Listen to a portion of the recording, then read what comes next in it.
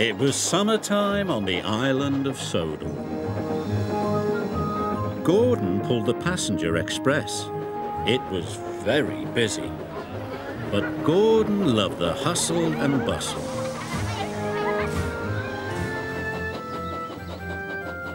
Henry hauled trucks in the forest. He loved the peace and quiet, but he didn't see many people.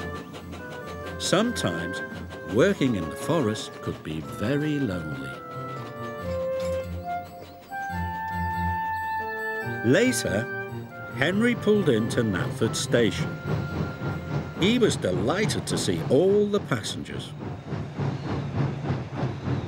But Gordon was not delighted to see Henry. "Keep your smelly phrase away from my passengers," grumbled Gordon. "But it's only logs," chuffed Henry. "Passengers and freight do not mix," huffed Gordon, and he wheeshed away.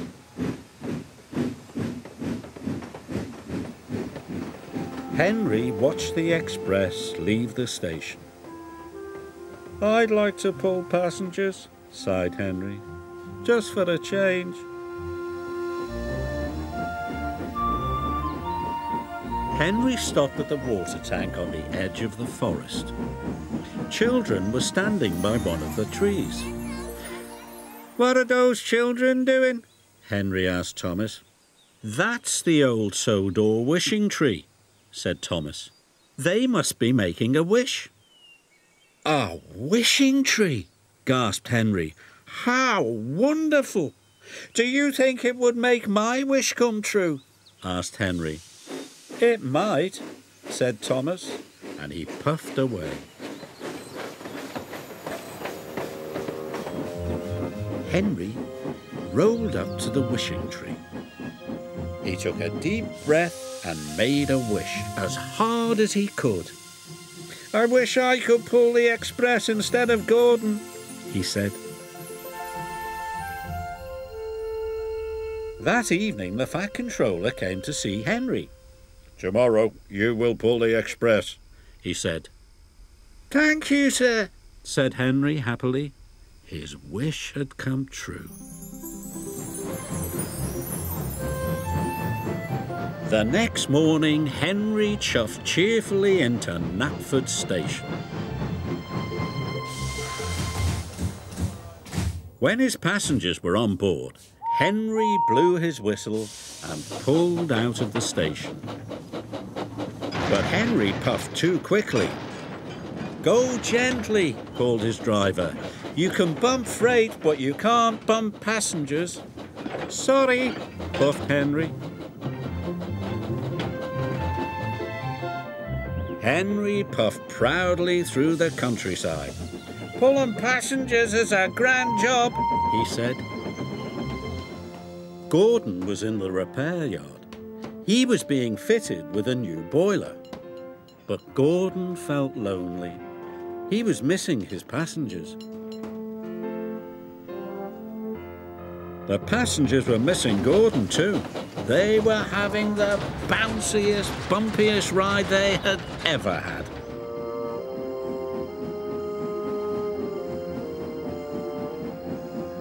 When Henry got back to the sheds, the Fat Controller was waiting for him.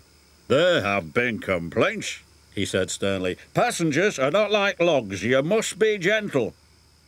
"Yes, sir," said Henry sadly. Being gentle was very difficult. Then Henry saw Gordon.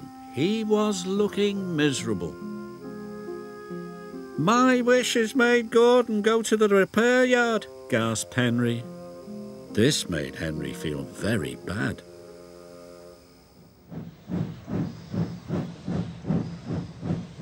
The next day, Henry had to collect the buffet car. He tried his best to be gentle, but he shunted the buffet car so hard everything flew into the air. There were more complaints than ever. Henry didn't want to pull passengers anymore. He wanted to wish everything back to normal.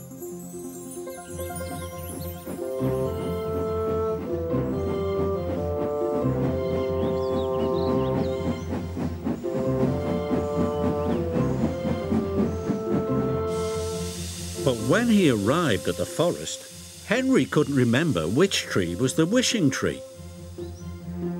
"Oh, no," cried Henry. "Which one could it be?" Henry didn't know.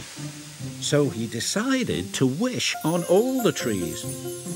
"I wish I could pull freight again," he puffed. Then he moved to the next tree and he wished again. "I wish I could pull freight again." The Fat Controller arrived on board Thomas. "What are you doing, Henry?" asked the Fat Controller. "You are causing confusion and delay." Henry told him all about the wishing tree. "Wishing trees don't run railways," said the Fat Controller. "That's my job. Gordon just needed some repairs. He'll be back tomorrow." Henry was delighted. The next day, Gordon came back to work. He looked as good as new. The passengers were so pleased to see him, they cheered and cheered and cheered. Gordon beamed happily for the rest of the day. Henry was happy to be back in the peace and quiet of the forest. At the end of the day, he stopped near the wishing tree. And even though the Fat Controller had told him trees don't run railways, Henry wished he would never have to pull passengers ever again, just in case.